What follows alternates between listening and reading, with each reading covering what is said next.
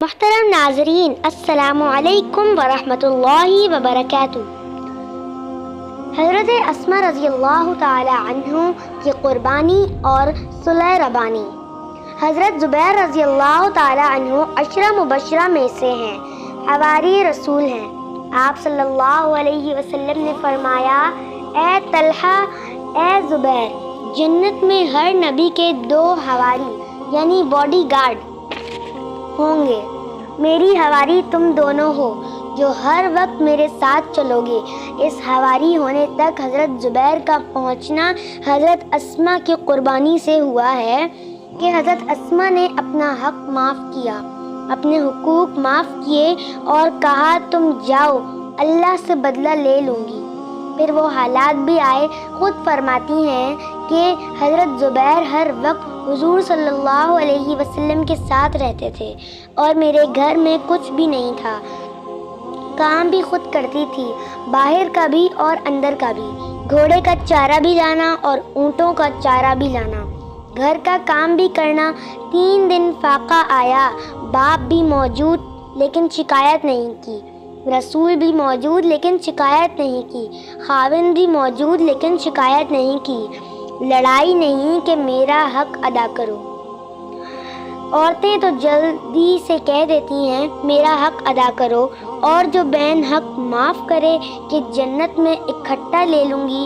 اس سے متعلق ایک اور حدیث سناؤں گی آپ کو۔ حق معاف کرنے کا بدلہ۔ قیامت کے دن ایک آدمی آ رہا ہے، دوسرا اس کے پیچھے ہے، عرض کرتا ہے یا اللہ، اس نے میرا حق مارا ہے، میرا حق لے کر دو۔ اور وہ آدمی ایسا تھا جو دنیا میں اس کا حق دے نہ سکا، مجبوری کی وجہ سے۔ اللہ فرمائے گا کیا لے کر دوں، اس کے پاس تو کچھ بھی نہیں ہے۔ وہ کہے گا مجھے اس کی نیکیاں لے کر دے اور میرے گناہ اسے دے دے۔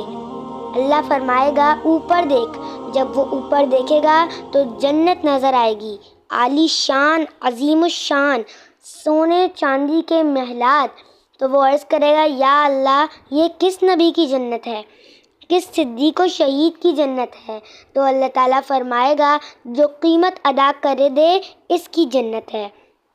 وہ کہے گا یا اللہ، اس کی کیا قیمت ہے؟ ارشاد ہوگا جو اپنا حق معاف کر دے اس کی ہے۔ وہ عرض کرے گا اچھا، میں اس سے نہیں لیتا بلکہ تجھ سے لیتا ہوں۔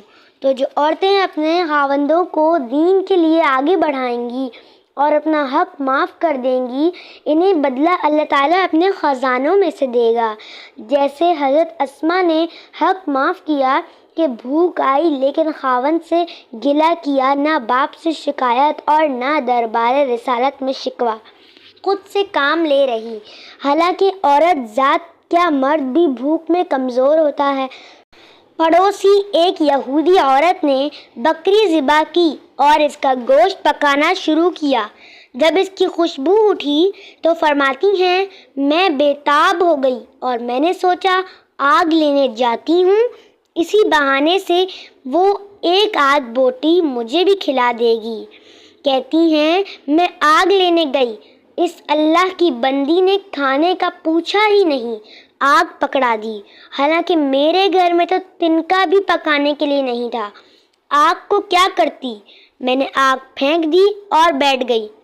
پھر بھی صبر نہیں آیا، پھر آگ لینے گئی، اس نے آگ دے دی لیکن کھانے کا پوچھا بھی نہیں۔ میں نے آگ لا کر پھینک دی لیکن پھر بھی صبر نہیں آیا۔ یہ منظر سارا اللہ دیکھ رہا ہے۔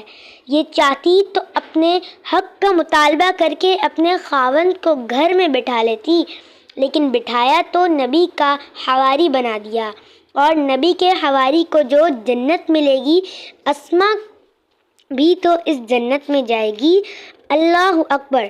کیسی عقلمند عورتیں تھیں اور کیا عقلمند مرد تھے کہ دنیا کی تھوڑی سی تکلیف اٹھا کر اتنے بڑے سودے کر لیے۔ فرماتی ہیں میں تیسری دفعہ پھر گئی تو اس نے آگ تو دے دی لیکن پھر کھانے کا نہ پوچھا۔ میں آ کر بہت روئی اور عرض کیا یا اللہ، میں کس سے کہوں، تو ہی ہے، تو ہی مجھے دے۔ اب اللہ کو رحم آیا یہودی آیا کھانا کھانے کے لیے۔ بیوی نے گوشت کا پیالہ سامنے رکھا تو اس نے پوچھا، آج گھر میں کوئی آیا تھا؟ اس نے کہا، یہ پڑوسن عرب عورت آئی تھی 2-3 مرتبہ آگ لینے کے لیے۔ یہودی نے کہا، پہلے اتنا ہی پیالہ بھر کر اسے دے آؤ، میں بعد میں کھاؤں گا۔ وہ پیالہ بھرا لے کر آئی اور میں اندر بیٹھی رو رہی اور اللہ سے عرض کر رہی تھی کہ یا اللہ میں کیا کروں؟ فرماتی ہیں، اس وقت یہ نعمت میرے لیے دنیا کی ساری نعمتوں میں سے افضل تھی۔ سبحان اللہ، یہ تھا صحابیات کا ایمان۔ اللہ تعالی ہم سب کو دین پر چلنے کی توفیق عطا فرمائے، آمین۔